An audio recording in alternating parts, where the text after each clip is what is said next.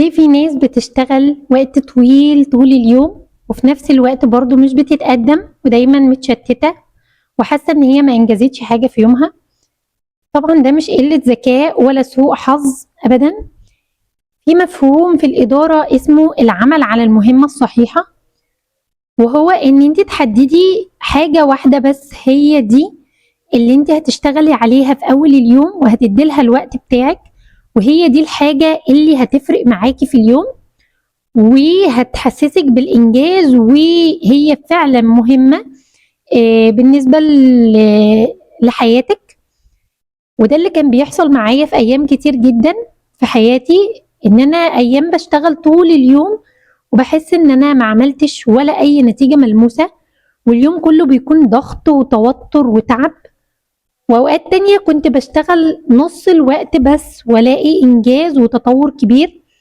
وده بيرجع لان انا اوقات كنت بحدد ايه المهمة اللي انا المفروض ابدأ بيها يومي، وهي دي فعلا اللي هتشيل عني يعتبر نص الضغط، او هحس ان انا انجزت وخلصت جزء كبير من اللي عليا. لو من اللي عليا هتفرق معايا بقى في مستوايا وشغلي.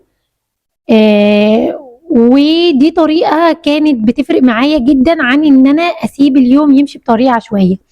الفرق في الاتنين مش في عدد الساعات، لكن الفرق في هي الساعات راحت في ايه. لان الانشغال دايما مش بيكون دليل على الانجاز، كلنا دايما بنكرر انا مش فاضية، انا مضغوطة، ولكن المفروض السؤال يكون انا مشغولة في ايه او انا انجزت ايه.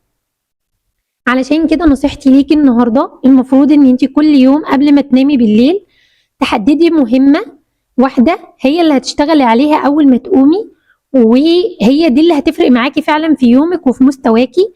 وبعدها ممكن بقى تشوفي بقية اليوم هيمشي ازاي، عادي مش مشكلة، ولكن هي دي الحاجة اللي انت تبدأي بيها. كانت معاكم فاطمة في كل مرة سؤال.